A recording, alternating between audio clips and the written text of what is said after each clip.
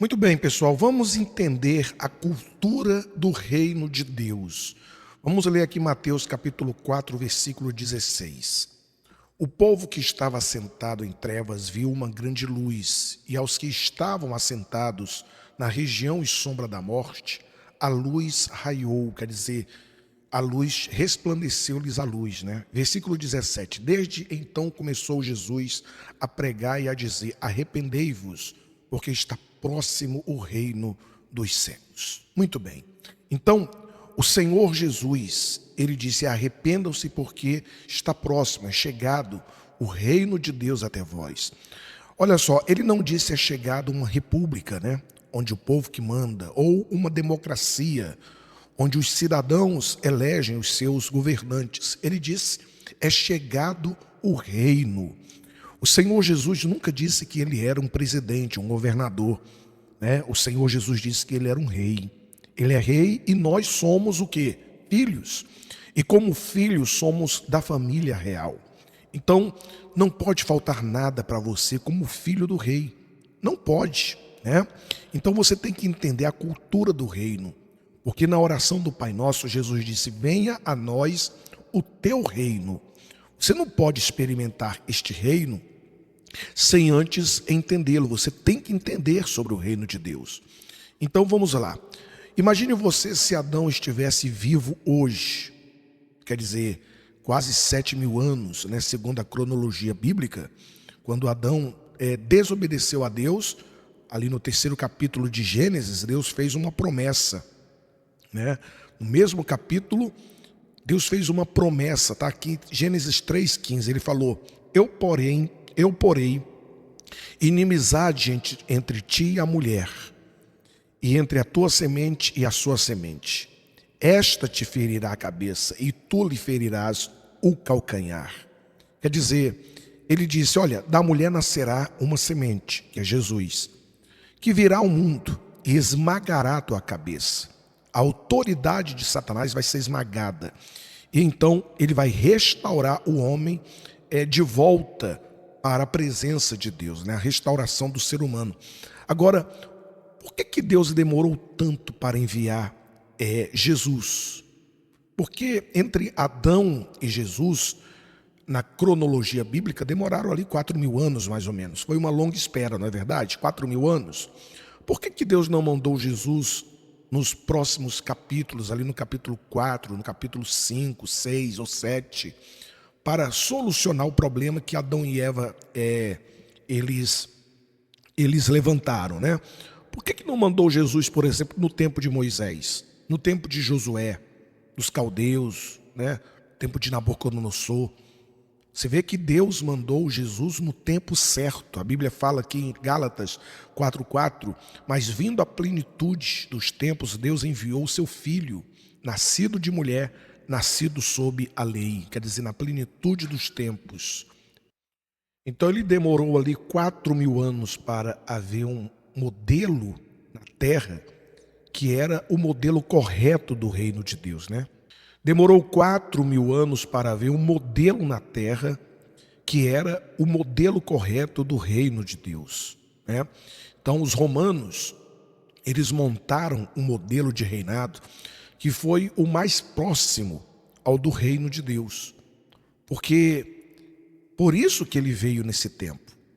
Todos os reinos antes de Jesus, quando tomavam um território estrangeiro, o que eles faziam? Eles matavam todos os soldados fortes, pegavam todas as mulheres, jovens, tiravam daquele país e os levavam para o seu país e os faziam escravos, né?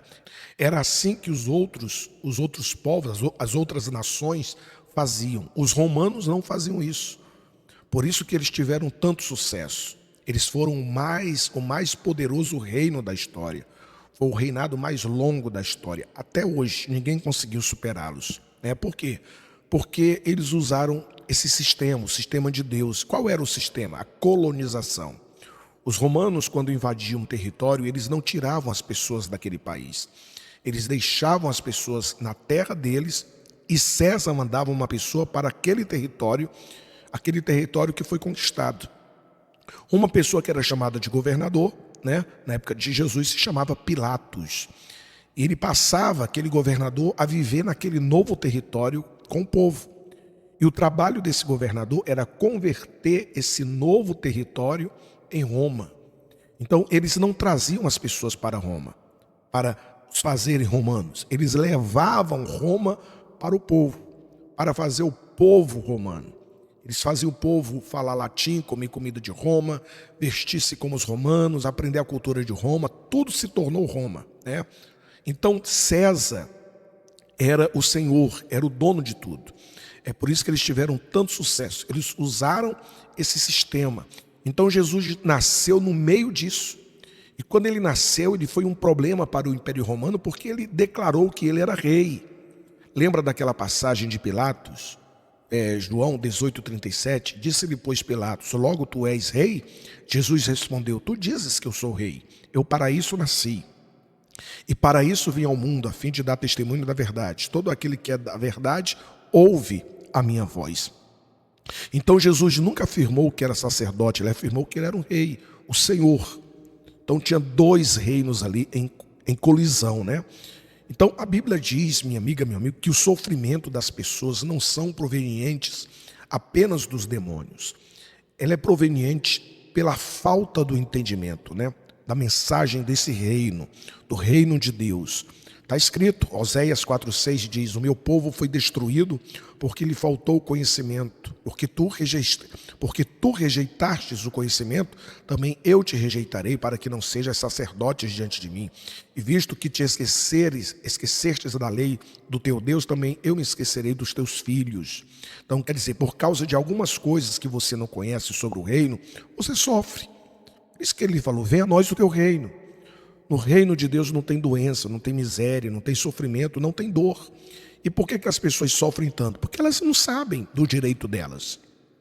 O diabo não quer saber se você louva muito, se você vem com frequência na igreja, se você tem o dom de cura. Não, ele quer saber se você entende sobre o reino. Se não entende sobre o reino, ele te pega. Por exemplo, Jesus falou assim, ouvindo alguém a palavra do reino e não a entendendo, vem o maligno e arrebata o que foi semeado no seu coração. Quer dizer, tudo que o diabo quer, ou tudo que o diabo não quer, é que você entenda a mensagem do reino. Ele não quer. Se o diabo suspeitar que você começou a entender, então você o atrai, no sentido de ele vai querer roubar de você o que você começou a entender. Porque ele sabe que se você entender sobre o reino de Deus, ele será destruído. Sim, na igreja a gente aprende a não aceitar os problemas. Na Universal a gente aprende a não aceitar, a confrontar. Quer dizer, ele só se preocupa com uma pessoa quando essa pessoa começa a entender sobre o reino. E não quando ela ouviu, mas quando ela começa a entender, né? Por isso que quando você está lendo a Bíblia, vem o sono, vem o cansaço, vem aquela moleza, para você não continuar lendo, para você se entregar. E Deus, ele vê muitas pessoas preocupadas com as coisas materiais, mas Deus não vê as pessoas preocupadas em conhecer mais sobre o reino, sobre ele, né? Está escrito, buscai primeiro o reino de Deus e a sua justiça, e todas estas coisas vos serão acrescentadas. Então, não era para você estar perseguindo as coisas, mas as coisas eram para estar perseguindo você. As coisas não são acrescentadas porque você não procura entender sobre o reino de Deus.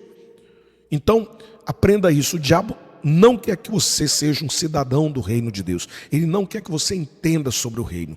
Ele quer que você seja uma pessoa sem direção, sem entendimento, sem compreensão. Entende? Então, vamos buscar o reino de Deus em primeiro lugar, pessoal. Vamos priorizar o reino de Deus na nossa vida. Você vai ver como muitas coisas que não aconteceram ainda vão começar a acontecer na sua vida. Vamos falar com Deus, vamos orar.